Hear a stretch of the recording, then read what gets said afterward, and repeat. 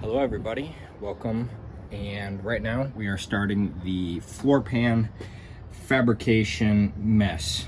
So while I was working in this, I'm gonna flip you around. I cannot get this bolt right here undone for anything. I've used my impact, I have used 2 breaker bars on top and bottom, and I think I'm just going to be twisting the bolt. And so I don't want to do that. This is still pretty structural, and I know it's only holding on right here, but I have some things that I'm chalking up. I gotta cover this hole, and this is not going to be pretty unless I was able to get another A-pillar. It's not going to look great. So I've been doing some handy dandy cardboard fabrication. Unless I get a A-pillar, like a donor vehicle or something, this is not going to be, I'm not going to be able to do that. I don't have any metal benders or anything like that, but we got cardboard and a hammer, so we're going to make this work. I'm first going to get this first piece of metal in there, weld it in, and then I will weld this other piece like that, okay? And we will put a split in the end right there, okay? And I will weld right here. I will weld this right here, and then I will hit it with a hammer and bend it, okay? Whether this needs to go up or down, and this piece will just fit in there, and I'll weld along here, and then I will weld in this little gap here. So that is what we're going to do. It's going to cover up all the rust, and then I'm going to shoot some welds here along this seam, strengthen this up, and if I need to, I will just add some more metal to this. But I really think this is good. It goes up and under, and then once I get the floor pan on, I think we'll be good to go. But unfortunately, I'm not going to be able to use this cab support. I can't get that bolt out, and there's a bunch of welds I have to cut that I can't even get my angle grinder to. I'm actually having trouble getting some of the floor pan cut out. But anyways, we're just going to rock with that, and by the time that finishes rusting out, I'll probably be done with the truck. So unfortunately, I'm not going to be able to do this 100% right, but it's going to work. It's a farm truck, a work truck. It's all good. Right now, I am chasing the threads on the exhaust ports here with a 3/8 by 16th tap. These bolts were really not hard getting out, which normally on these old Fords, the exhaust bolts are prone to snapping when you're taking them out. But since somebody has done a head gasket recently, or some top end work, I think they already loosened them up for me. But I just want to make sure all the holes are nice and clean, get all the rust and corrosion out of there, because I'm going to be getting some new bolts. I'm going to put some anti-seize on there in case I ever decide to upgrade the headers. And I got my boss's inspection camera, so hopefully I can stick that in the oil pan or some other access to see what's going on down there. And I don't know if you can see it here in the bottom of the frame, I got a new compressor from Harbor Freight. It's a 20-gallon. It requires oil, but I don't use this enough to warrant the extra money for a oilless compressor. So far, it's already been great. The main reason I got it is for this cutoff wheel. My angle grinder that I use, which is another Harbor Freight angle grinder, it's too big around the in the floor pan area. So I got this. It'll get me better access, takes up less room. And I also got a die grinder. That's been helping me take off the gasket material. I've already cleaned the heads, and so now I'm just chasing the threads.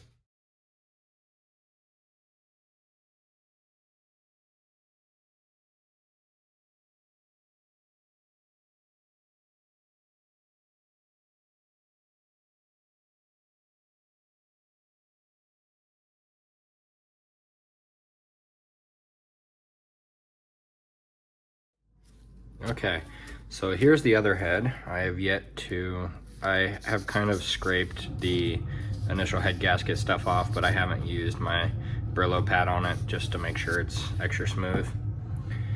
Here is the intake side, and as you can see, there is plenty of RTV here. Sorry for the messy workbench, I'm just getting into all sorts of stuff. So all these big pieces are not hard to remove at all, but I did snap a bolt off in the head. I forgot about it during disassembly, but this is one of the ones that go at an angle, right? It's not like straight in, it's at an angle because the heads are mounted like this and then the intake sits on it. So the bolts go into an angle. So I get to figure out how to do that extraction. So I'm gonna clean up this surface and then we'll revisit that. And along with that, on the other head that I just showed you guys me chasing the threads on the exhaust ports, there is two, on the accessory drive side, there's two snap bolts. When I took the accessory drive off of the passenger side of the motor, there was one bolt holding it on, and that includes the alternator and the air pump towards the bottom. And when I took off that one bolt, the whole thing fell. So I'm assuming the previous owner, or my truck has had 7 owners when I ran the Carfax. So I don't know who did it, but there was one bolt holding on the left side of the pulley. So I'm gonna clean this up and we will work on bolt extraction. I'm bringing you back. What I did was I took the bolt off and I tried to build up the stud that's stuck in there and then weld the bolt to what I built up. So I don't know if it's gonna hold, but what I do know is that the stud that's in there currently is moving. So let's see if I can show this to you. Let's see. Then we'll tighten it. We're just trying to get the threads loose. I think I built up too much and that little glob there is hitting the block. But the good news is it's rotating. So that means there's hope. Yeah, okay. If I could grind that little bit off with the, oh, that's hot. If I could grind that off with the little Dremel, then I bet we could rotate this little guy out of there. Yeah, see how much it's moving? Man, that's great. I'll update you guys once I fix that. I'll include you guys in this because this is a victory right here, in my opinion. Look how crooked that is. I thought it was lined up so perfect. I had to like grind it down. But look at that. We got her out. Yeah, buddy. Let's see if it's hot. Nope. Still. There we go. Look at that. Now we just got to do it 3 more times. Penetrate into the bolt better, and it seems to be holding. So we're gonna see.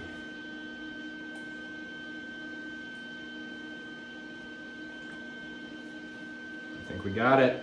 Look at that. Man, we're scoring today, aren't we? Look at that. And I didn't even mess up the head. Nice. Good job. Okay, so I don't have a whole lot of footage of me extracting the other bolt, so we're going to record this one.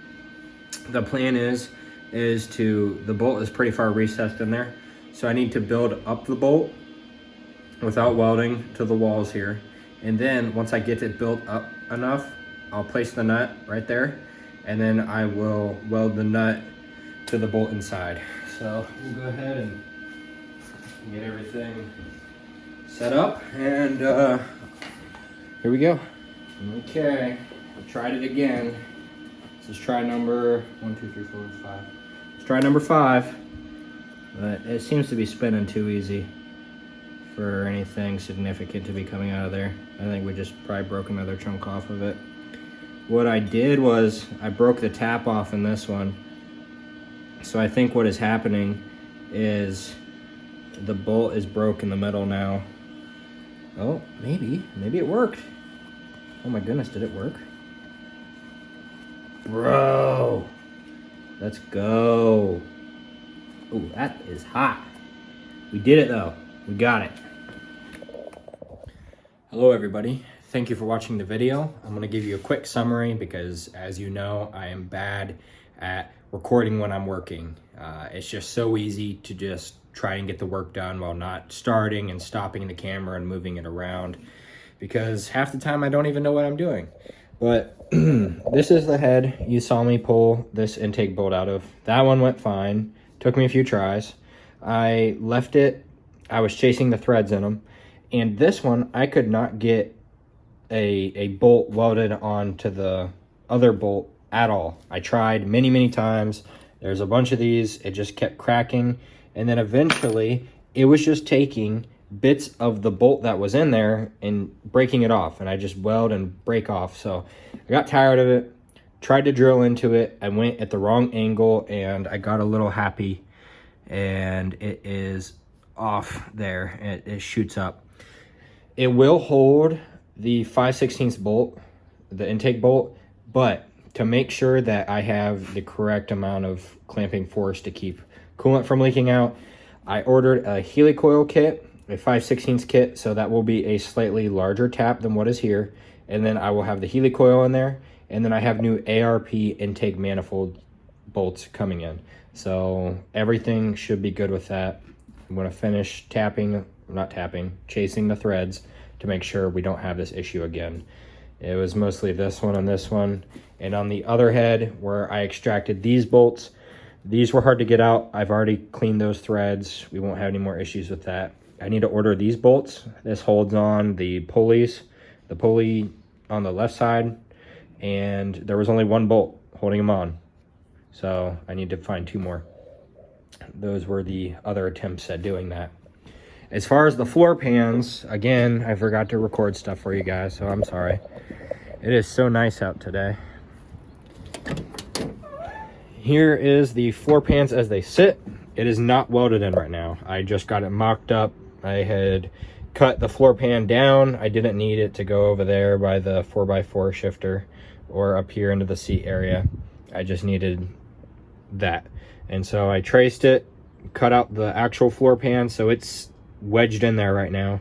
I have a little bit too big of a gap up top, so I'm hoping I can fill that with the welder. And over here, it all fits really nice. I might have to do a little more cutting. That's why I got the air compressor, so I can fit it in there where the angle grinder can't get. But once I get this welded in, I should be able to get the seat in and get the motor all finished up. That shuts a little weird because it doesn't have the gasket in the bottom, and I messed up when I was putting in the door latch, and so it is what it is. But thank you guys for watching. Hopefully in the next video we'll be getting the motor running. In fact, I'm not going to post another video until I have footage of the engine at least trying to start. So thank you guys for watching. I'll see you next time.